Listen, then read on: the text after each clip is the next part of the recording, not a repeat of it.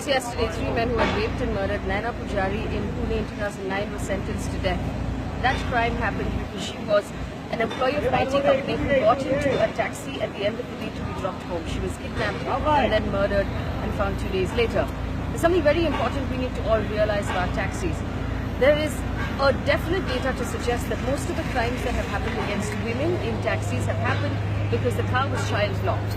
And if the car is child locked, as a passenger in the back seat, you cannot open the door and you cannot roll down the windows because the master switch for the windows is with the driver. Most of the cars that operate as taxis today are mid-range sedans, and most of them come with an automatic basic child lock facility. Here's what you can do, and here's what you must tell all of your family members to do. This is a taxi, for example, that we've called around. It's a standard vehicle. Now, before you get into that vehicle, here's what you can do. You open the door to get in. I'm going to ask the camera to come in. Here, this is the physical child lock facility. It's unlocked now. If it's pushed that way, it's locked. It's marked very clearly on all cars. Before you get into the car, check for this facility. If it is locked, this is what happens. You get in.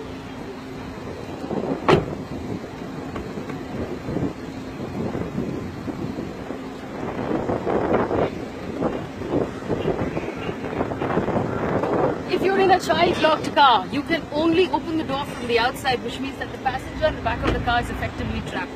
There is only one way to stop it. Every time you get into a car that is not yours, you have to check for the switch. It will take a moment, but it is so important. Make sure that the switch is off. The other thing we are going to do as a channel at Mirror Now is ask for all state governments, and every state has to do it, is to put a sticker on the car instructing every passenger to check the child lock and make sure the child lock is not on. The more important thing for the governments to do is to make sure that if a car is registered as a commercial vehicle or a taxi, the child lock is effectively taken away completely, because it's completely unnecessary in a taxi.